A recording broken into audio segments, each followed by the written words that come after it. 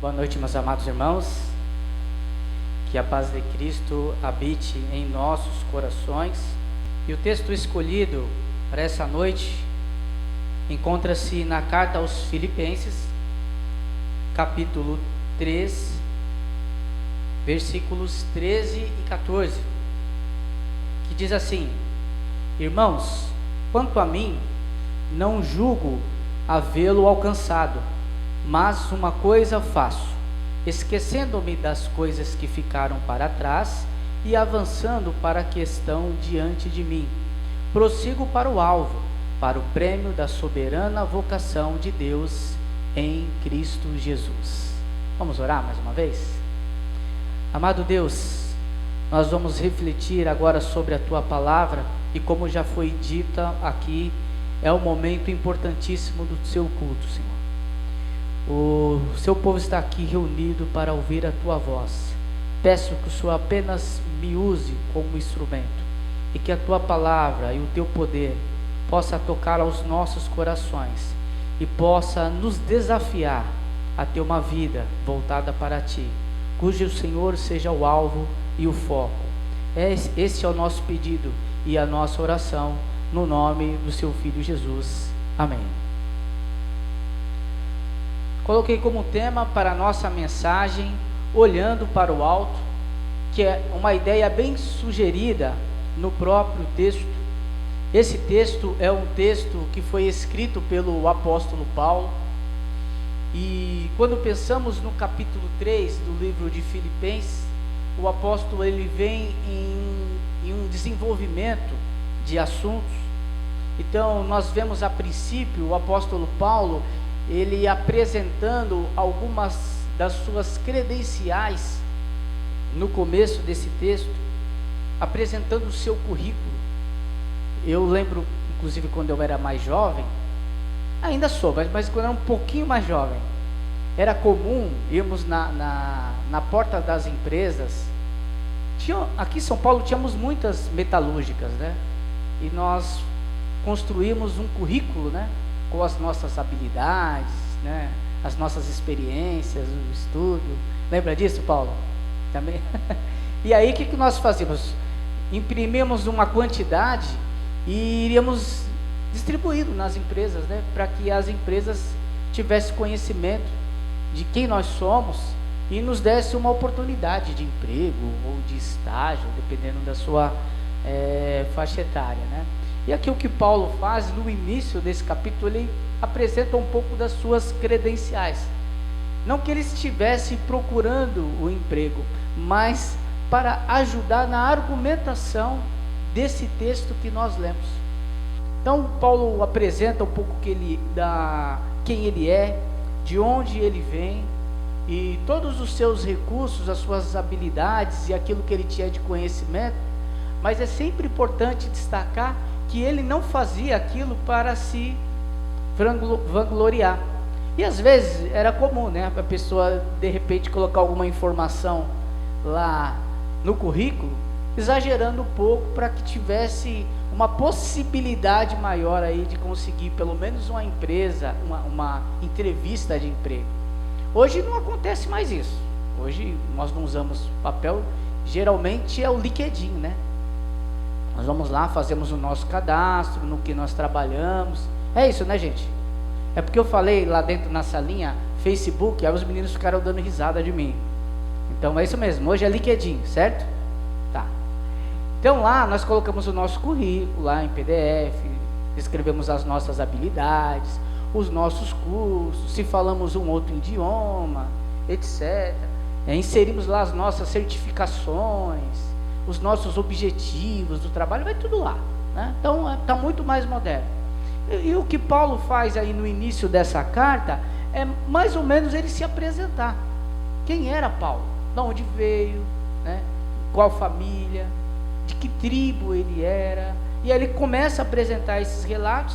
Ele deixa bem claro que não é para se gloriar, porque na verdade ele considera tudo aquilo como perda pelo conhecimento que ele obteve de quem é Cristo Jesus. E aí ele usa essa realidade para falar da caminhada cristã. Então ele começa a desenvolver o assunto falando que a nossa caminhada cristã é uma caminhada cujo alvo é a perfeição. Só que precisamos ter ciência que essa perfeição ela não será alcançada aqui, será alcançada na eternidade. Mas isto não impede e não é razão para que vivamos uma vida descomprometida. Pelo contrário, nós temos que continuar nos desenvolvendo até alcançar aqui o máximo que nós conseguimos, de acordo com a caminhada que nos é proposta. Então, nos primeiros versículos, o que o apóstolo Paulo diz? Que ele foi circuncidado no 8º dia. Qual que era a importância disso? Era uma importância religiosa. Como judeu, ele era alguém que cumpria com os ritos da sua sociedade, da sua religião, né? É alguém que estava em dia com as suas obrigações, digamos assim. E aí ele se apresenta também como da tribo de Benjamim, mais uma vez demonstrando, olha, da onde eu vim, quem sou eu, demonstrando para os judeus que ele era alguém importante, que ele tinha uma certa relevância. E ele ainda destaca que hebreus de hebreus, os seus pais também eram hebreus. E ele continua dizendo, ele diz que era o quê? Segundo o zelo perseguidor da igreja. O judaísmo e as suas seitas tinham o costume de perseguir a igreja de Deus. E o apóstolo Paulo, ele era dedicado a isso. Ele tinha uma vida zelosa na religião. Ele tinha uma vida cuidadosa com aquilo que ele cria, enfim, com todos os preceitos do judaísmo.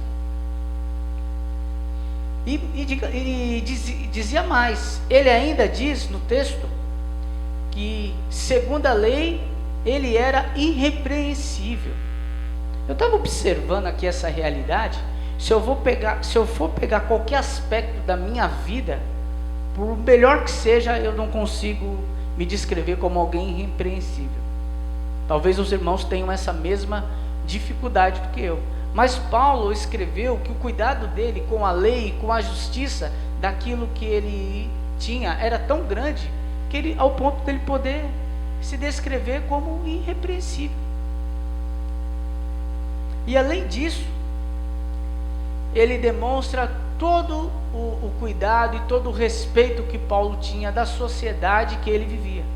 Então ele pega a junção de todas essas informações para dizer, olha, eu tenho tudo isso daqui, tenho todo esse conhecimento, tenho todo esse reconhecimento, mas eu considero isso como perda diante do conhecimento que eu tenho do Senhor Jesus Cristo.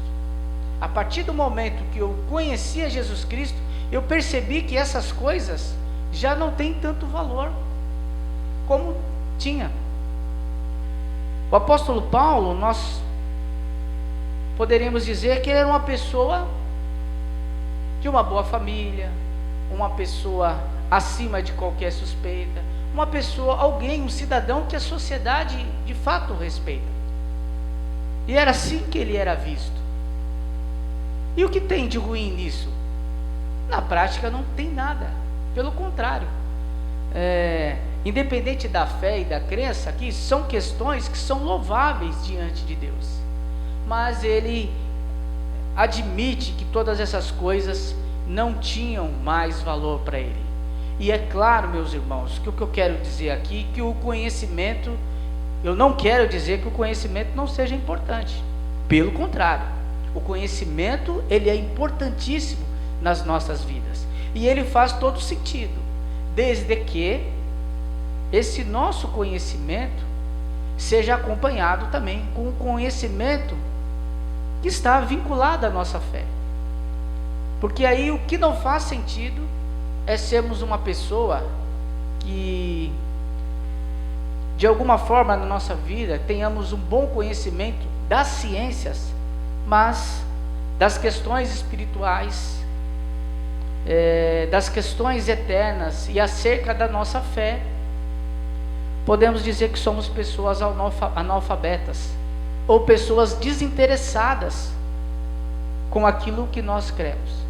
Isso que não faz sentido. Isso sim.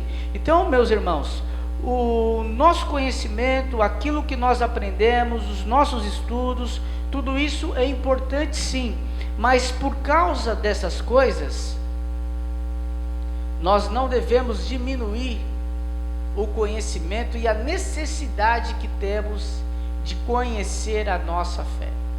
Aqui quando o pastor Elias ele fala sobre ser discípulo, é isso. Nós temos que continuar avançando, que continuar nos desenvolvendo mais sobre o conhecimento de quem é o nosso Deus. A nossa vida espiritual, ela não pode ser uma vida rasa, emocionalmente e intelectualmente. Ela precisa ser uma vida em que o nosso conhecimento de Deus seja um conhecimento íntimo e verdadeiro, ao qual nós possamos, da mesma forma que nós nos aprofundamos nas matérias, nas ciências que nos é de interesse, também ter o conhecimento do nosso Deus. Talvez isso não faça sentido para outras crenças, mas para nós que cremos no Senhor, que valoriza a nossa palavra, é importantíssimo termos a ciência e a certeza de que precisamos estar com o nosso conhecimento sobre o nosso Senhor, sempre em desenvolvimento. E pensando sobre isso, nós vamos admitir aqui e destacar alguns ensinamentos que podemos encontrar nesse texto e nesses dois versículos aqui escrito pelo apóstolo Paulo. E o primeiro ensinamento que eu gostaria de compartilhar com os irmãos, ele diz logo no início do versículo que nós lemos, que é esquecendo as coisas que ficaram para trás. É isso mesmo, esquecer o passado, esquecer aquilo que ficou para trás, não permitir que aquilo de alguma forma interfire ao ponto de atrapalhar o nosso hoje, o nosso amanhã. O texto ele nos exorta sobre isso, sobre o perigo de vivermos no passado. Existem, claro, situações profundas no nosso passado, e às vezes não é fácil esquecermos as coisas que ficaram no passado, mas esse desafio cabe a nós, uma vez que muitas vezes o passado pode nos atrapalhar, em vários sentidos. Ele pode tirar o nosso foco, pode tirar o nosso objetivo, pode atrapalhar nos nossos desenvolvimentos, por vários motivos. Às vezes quando nós pensamos no passado, eu coloquei o esquecer o passado como um tópico, mas existem dois subtópicos relacionados a isso, que é os fracassos e as conquistas. Então nós precisamos destacar essas duas coisas, porque as duas coisas podem atrapalhar o nosso presente e o nosso futuro, e o alvo, que é o nosso objetivo. Precisamos esquecer os fracassos, nos libertar dos erros do passado, para seguirmos em frente com esperança. Muitas pessoas ficam presas aos erros do passado e não conseguem sair dessa situação, porque não conseguem perdoar-se a si mesmo. Sabemos que nós temos um Deus que é rico em perdão e que está disponível para nos perdoar, e que quer o nosso desenvolvimento e o nosso foco, o nosso olhar no futuro. Mas às vezes nós ficamos remoendo as coisas do passado e deixamos que o passado estrague as nossas vidas. Eu sei que nós aprendemos lições com o passado, e que os nossos erros principalmente nos trazem experiências e ricos ensinamentos. Mas existem situações que estão ligadas ao nosso passado que devem ser de fato deixadas para trás. Quando nós olhamos para trás e contemplamos o nosso passado, nós não vamos encontrar só coisas boas. nós vamos encontrar traições, nós vamos encontrar ressentimentos, nós vamos encontrar mágoas, e se nós ficarmos alimentando essas coisas, isso vai impactar negativamente o nosso presente, o nosso futuro, e nós não vamos conseguir focar naquilo que verdadeiramente importa. Nós não podemos mudar o nosso passado, né? Não dá para evitar o leite derramado, ele já foi derramado, mas nós temos condições de superar essas frustrações através do nosso olhar. A partir do momento que o nosso olhar ele está no foco correto. Então, meus amados irmãos, não permita que os fracassos, que as tristezas, que as decepções que passaram, que ficaram atrás, prejudique a sua vida. Tem uma canção, eu vou sugerir para o Ministério Celebração cantar, cujo o título é Meu Alvo é Cristo. E logo nas primeiras frases diz assim: eu já queimei as pontes do passado. Então ele relata alguém que trilhou por meio de uma ponte, né, o seu passado, e ali ele destruiu aquela ponte para que ele não ficasse preso no passado e seguisse para o futuro. E aí o restante da letra diz: olha, eu já queimei as pontes com o passado e os meus olhos veem o futuro, tudo novo se fez. E muitas vezes nós temos dificuldade de avançar porque ficamos presos no passado, e o que nos prende ao passado nem sempre são coisas ruins, às vezes são coisas boas. Ah, pastor, eu não posso lembrar de coisas boas? Obviamente que sim, mas nós precisamos avançar. As nossas vitórias, conquistas, as bênçãos que recebemos no passado não são exclusivas ao período que passou, mas nós precisamos crer que o Senhor tem novos desafios para nós, e por isso nós precisamos avançar. A tendência é que quando nós ficamos apenas pensando no passado, naquilo que foi bom, a nossa vida acaba ficando estagnada, sabe? Parada, porque, nossa, como foi bom, vivi momentos incríveis. Às vezes nós até agradecemos a Deus por esse momento, mas nós esquecemos de viver hoje, com medo do presente.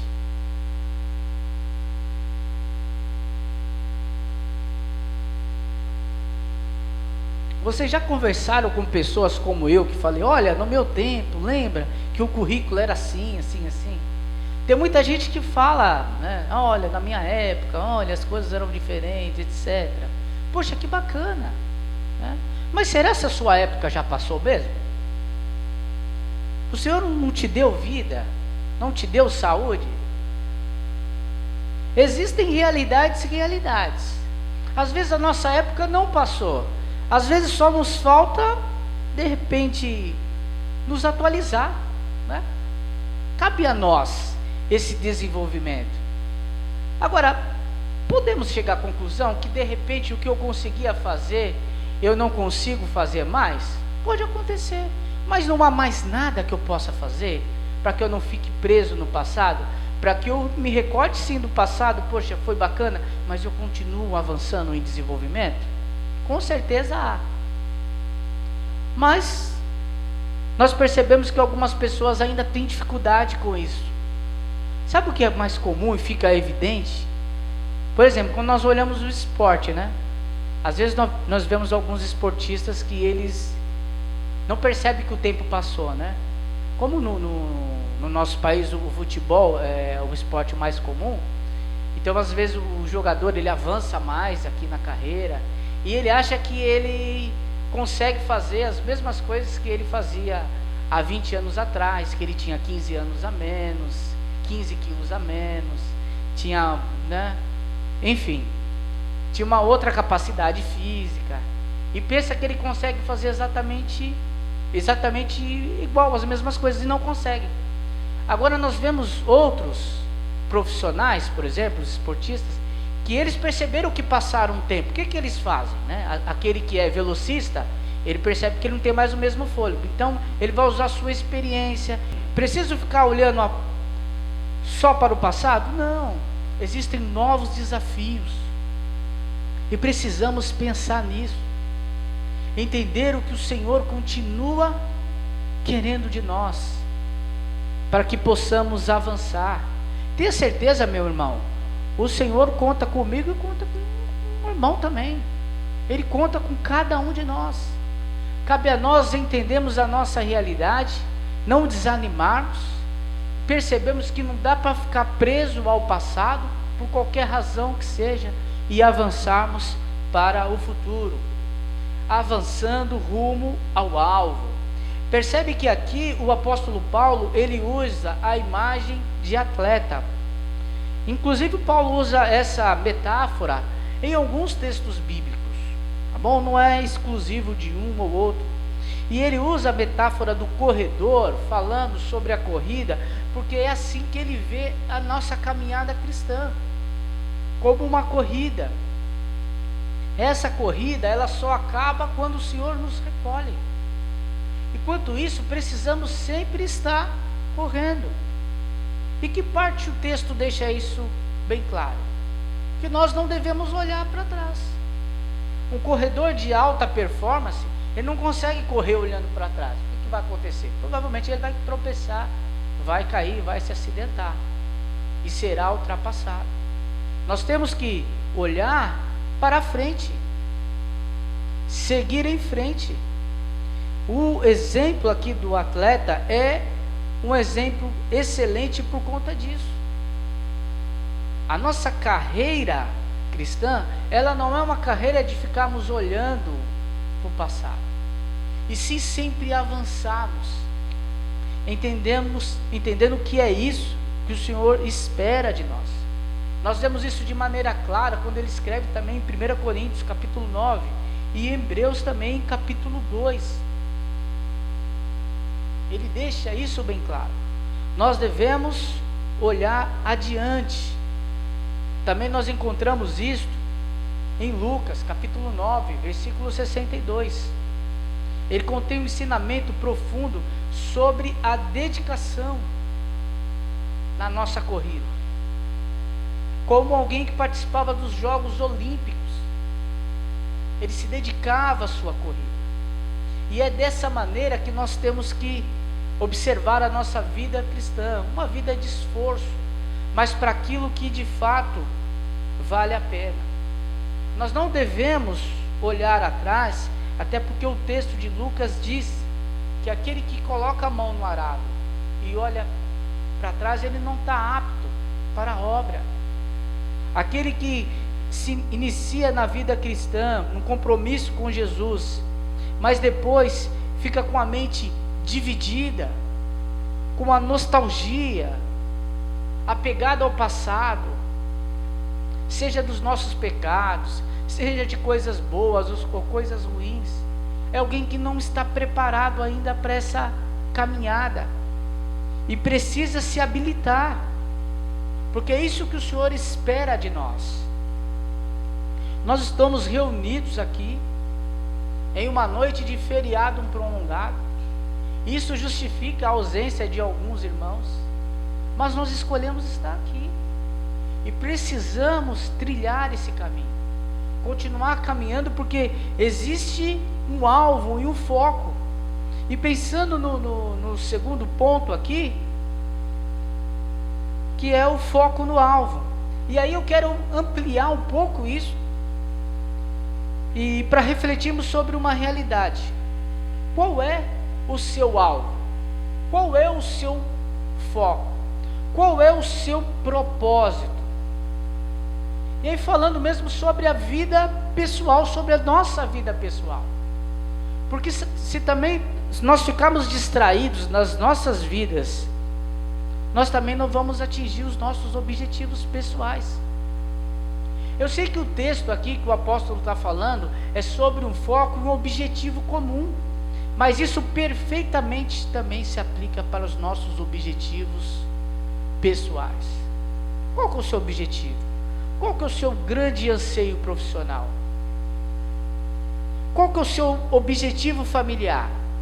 Você pretende se casar? Ter filhos, netos? Eu não sei, mas é algo que exige de nós uma caminhada, um objetivo, um propósito. E eu não posso ficar preso àquilo que não deu certo. Eu preciso seguir em frente, sabendo que o Senhor é capaz de me abençoar nos meus alvos e no meu propósito também. Agora, voltando para o nosso alvo principal, que é Cristo. O nosso alvo precisa ser Cristo. E essa é a lição principal que o apóstolo aqui nos fala. Jesus é o prêmio da nossa soberana vocação. É conhecer o Senhor, é ter a esperança de que um dia estaremos com Ele para sempre. As nossas ambições pessoais são importantes, sim, elas devem existir, sim, mas existe algo mais excelente, que é estarmos juntos com o nosso Senhor, que é, a partir do nosso Senhor, entendemos o que Ele espera de nós. O que o Senhor espera de cada um de nós? Já parou para pensar? Desde essa vida aqui até a eternidade, o que nós podemos fazer hoje para continuar caminhando para esse alvo, que é estar junto com Cristo? Concluímos, irmãos, que a busca pelo alvo, ela não é baseada em méritos pessoais, mas ela é um processo que requer de nós esforço e dedicação, porque ela requer de nós uma vida de santidade e de obediência a Deus. Sabemos, e o texto deixa bem claro, que esse alvo da perfeição ele não será atingido aqui, mas cabe a nós uma decisão importantíssima. E essa decisão, ela se refere a duas possibilidades: de vivermos uma vida estagnada, seja ela por qual razão for, ou uma vida que busque alcançar o alvo, cujo esse alvo é Jesus Cristo. E sabe qual que é mais interessante entendemos isso, irmãos? Que essa possibilidade de decisão que é colocado na nossa frente, e que só há duas possibilidades, ou ficar estagnado ou avançar por meio de Cristo Jesus, essa não é uma decisão do cristianismo, da nossa religião, sabia? Não é uma decisão da nossa religião. Tampouco ela é uma decisão da nossa denominação, aqui dos batistas. Também não é uma decisão que a denominação possa tomar. Também não é uma decisão da igreja local. A igreja local não pode tomar essa decisão. E também não é uma decisão desse pastor que vos fala. A decisão de ter uma vida estagnada, ou uma vida cujo alvo é Jesus Cristo, é uma decisão pessoal e individual de cada um de nós. O nosso desafio é ter o alvo, o foco, que é Jesus Cristo. Um dos textos que nós colocamos aqui é o texto de Hebreus. Hebreus capítulo 12, versículo 2 e 3 diz assim, olhando firmemente para o autor e consumador da fé, Jesus, o qual, em troca da alegria que lhe estava proposta, suportou a cruz, sem se importar com a vergonha, e agora está sentado à direita do trono de Deus. Então, em troca da alegria de nos ter com Ele para sempre, o Senhor Jesus suportou a cruz, passou essa vergonha no nosso lugar, e hoje está assentado no trono de Deus. E aí o versículo 3 diz assim, portanto, pense naquele que suportou tantas oposições dos pecadores contra si mesmo, para que vocês não se cansem nem desanimem. O que o apóstolo Paulo aqui está alertando aos hebreus? que eu creio que quem escreveu o Hebreus foi o apóstolo Paulo. É que assim, lembra do Senhor Jesus, que suportou a cruz, a vergonha, por mim e por você? Então, quando você pensar no seu passado, e nas dificuldades que nós enfrentamos no passado, porque assim, eu estou dizendo aqui, irmãos, eu não quero afirmar que existe uma receita pronta, para nós deixarmos o passado no passado. Não tem uma receita pronta, e não estou dizendo que é fácil, porque eu sei que não é fácil. Deixar o passado para trás é difícil, porque muitas vezes o passado nos dói e nos traz sofrimento. Mas aqui o que o apóstolo nos ensina é assim: existe o autor e consumador da nossa fé, e ele suportou a cruz pela alegria de nos ter com ele, e ele suportou essa vergonha. Então pense nisso, não desanime. Então, antes de pensar em viver remoendo o passado, pense que maior dor sofreu Jesus na cruz do Calvário, por mim e por você. Maior dor ele sofreu. E quando nós lembramos, pensamos nisso, que ele suportou todas essas coisas pela alegria de estar junto conosco, não é uma receita de bolo, mas a única maneira de nós deixarmos o passado no passado é termos foco. Já prestou atenção que quando nós temos foco, nós esquecemos das outras coisas? Quando nós estamos focados em fazer algo, esqueci da minha dor de cabeça, esqueci do meu problema, esqueci da minha unha encravada. Já pararam para pensar nisso?